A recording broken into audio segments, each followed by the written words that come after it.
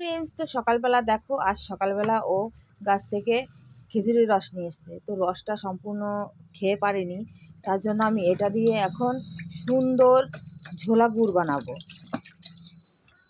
তোমরা দেখতে থাকো ভিডিওটা, অবশ্যই লাইক কমেন্ট শেয়ার করো। আর এই গুড়টা যে কতটা টেস্টি হবে সেটা তোমাদের না দেখালে তোমরা বুঝবে না। আমি এটাকে গরম করতে বসিয়ে দিয়েছি, তো দেখা যাক কি হয়। একটু বেলা হয়ে গেছে অবশ্য। আর তোমরা তো নিশ্চয়ই জানো খেজুরের রস একটু বেলা হয়ে গেলে সেটা নেশা হয়ে যায় খেতে গিয়ে।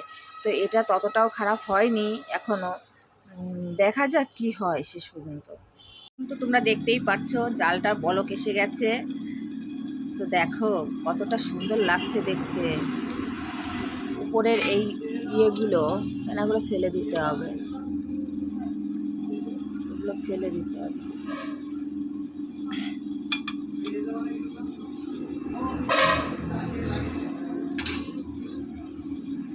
ও দেখো কত সুন্দর একটু লাল লাল ভাব এসছে। কি মজা যে লাগছে যে বাড়িতে বসে গুড় খাবো বানিয়ে, তাও নিজে।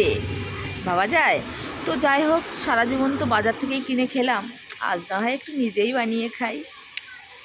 দেখো অবশেষে আমার গুড় রেডি। একটু বেশি জ্বালানো হয়ে গেছে, তবুও মানে খেতে এত টেস্ট। খাঁটি খেজুরের রসের তৈরি গুড় বাড়িতেই তৈরি করেছি, বুঝতে পারছো। এটা রাত্রে কি দিয়ে খাবো জানো? এটা আমি খাবো রাত্রে রুটি দিয়ে। দেখো খুবই সুন্দর হয়েছে, তোমরাও ট্রাই করো বাড়িতে। আর যদি ভালো লাগে অবশ্যই চ্যানেলটাকে সাবস্ক্রাইব করে দিও।